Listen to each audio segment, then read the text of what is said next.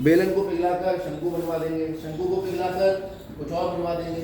बहरहाल पिघलाकर तो दूसरी चीज़ें बनाएंगे, तो उसमें आयतन में कोई परिवर्तन नहीं होगा। ये बात आप दिमाग में रख के चलेंगे। तो इसी सारे सवाल इसी तरह के हैं कि एक चीज़ पिघलाई, दूसरी चीज़ बनाई, और दोनों के आयतन को आपस में बराबर रख दोगे तो कोई ना कोई चीज़ मिसिंग होगी, वो निकल के आ जाएगी।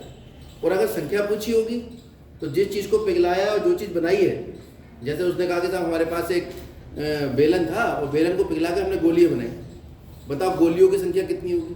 तो जिसकी संख्या पूछी होगी उसके आयतन से भाग कर देंगे जिसको पिघलाया। अगर बेलन को पिघलाया तो बेलन का आयतन बटे गोली का आयतन। ठीक है, चलो क्वेश्चन देखो, थोड़ा और समझना है। सबसे पहले दूसरा सवाल देखो, प्रश्नावली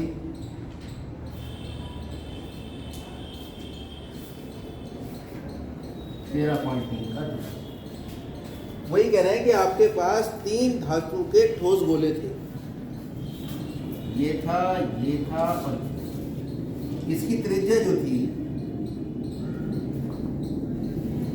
इसकी त्रिज्या थी 6 सेंटीमीटर, इसकी 8 सेंटीमीटर और इसकी त्रिज्या थी 10, और तीनों को पिघलाया और पिघला के नया गोला बना दिया। अब ये पूछ रहा है बताओ इस गोले की त्रिज्या कितनी होगी जो आपने तीनों को पिघला कर बनाया। जाहिर सी बात है तीसरा जो गोला आएगा वो गोला कोई ना कोई त्रिज्या तो उसकी होती होगी, तो मान लेते, माना। अभीष्ट का मतलब जो हमने जिसकी त्रिज्या निकालनी, अभीष्ट गोले की त्रिज्या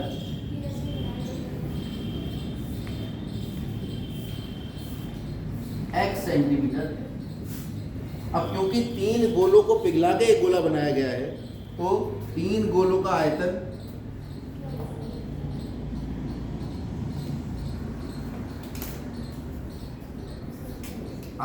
का योग किसके बराबर होगा, इस गोले के आयतन के बराबर होगा,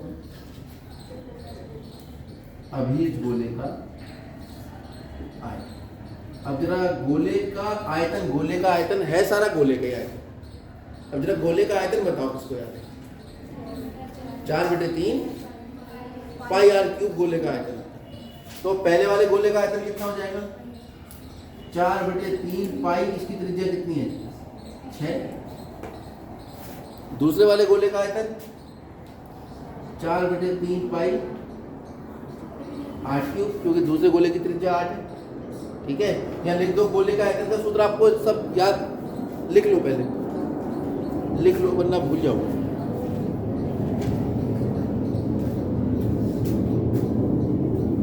क्योंकि गोले का जो आयतन होता है उसका सूत्र है 4/3 पाई आर। प्रश्न के अनुसार पहले गोले का आयतन 4/3 पाई 6, दूसरे गोले का और तीसरे गोले का बराबर इस गोले का आयतन जो अभीष्ट गोला है, इसकी त्रिज्या कितनी मानी हमने, x। बताओ यहाँ तक दिक्कत हो किसी को? क्योंकि तीनों गोले पिघलाकर एक नया गोला बनाया है, तो तीनों गोलों के जो आयतन होंगे उनका योग तीसरे गोले के आयतन के बराबर होना चाहिए। इसका निर्माण ही ऐसे हुआ है। तो गोले का आयतन कितना होता है, 4/3 पाई आर क्यूब।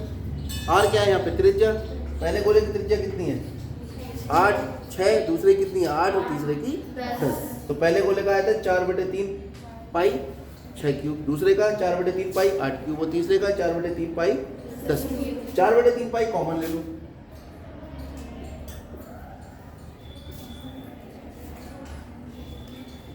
यही तो बचा, बराबर 4/3 पाई x क्यूब। ये पूरा 4/3 पाई से कट जाएगा। तो हमारे पास कितना आ गया, ये काट दो, इससे कोई दिक्कत नहीं। 2 की घात 3 216, 8 की घात 3 512 और 10 की घात 3 10 गुना 10 गुना 10 1000 बराबर x की घात कितना आ गया, मैं जोड़ लो, 6 और 2 8 और 1 और 1 2 और 5 और 2 7, 1728।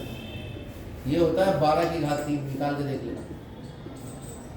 दोनों तरफ घनमूल ले लो, इधर भी घनमूल ले लो और इधर भी घनमूल ले लो। और घनमूल लेने से घन से घनमूल कट जाता है। चाहो तो सीधे सीधे भी घात 3 दोनों की काट, डायरेक्ट भी आंसर आ जाएगा 12 बराबर x, लेकिन हम लिखेंगे x बार। अतः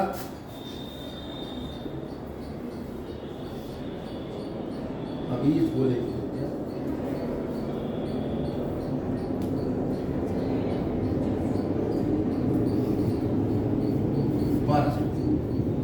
ये बोर्ड में सबसे ज्यादा पूछे जाने वाला है। ठीक है।